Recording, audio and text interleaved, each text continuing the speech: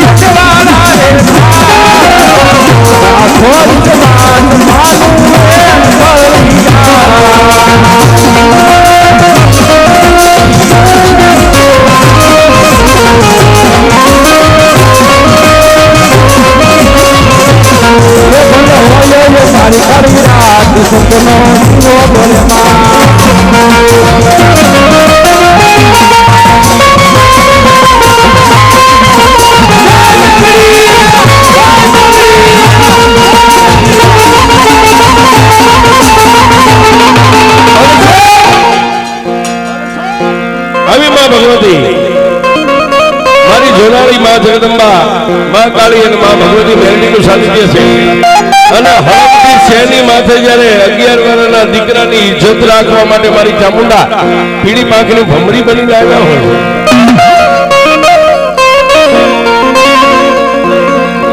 એવા મારા પરમ મિત્ર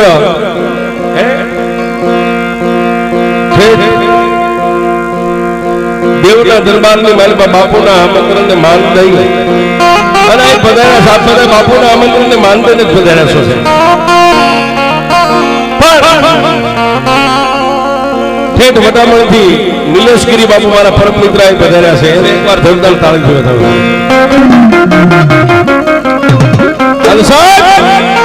ઈ પીળી પાંખની ભમરી બની સોમલા બાપુ ખાતરના જમણા ખંભે બેહી અને બાપુ ભમરીના મોઢાની વાતમાંથી જવાબ નીકળ્યો દરબાર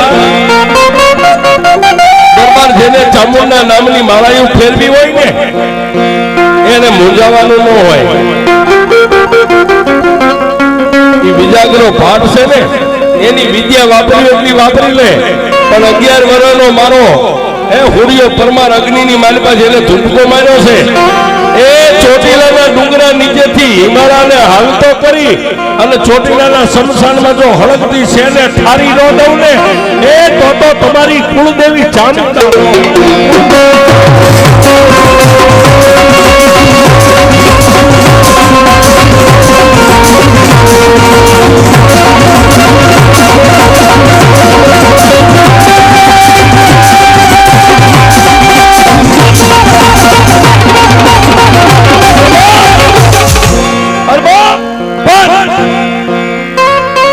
ચામુંડાએ ડુંગરા નીચેથી હેમાળાનું પાણી હાલતું કરી અને હળગતી શેને ઠારી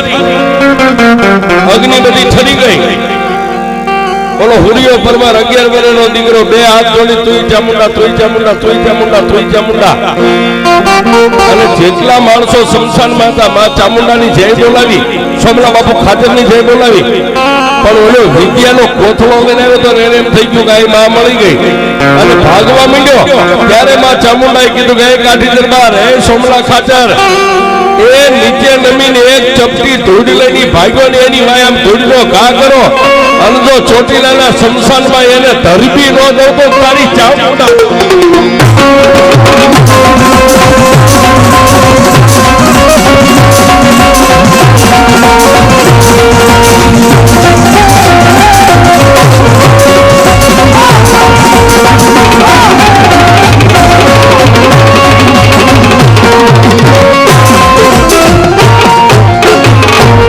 ચામુંડા મહાદેવ કી જય।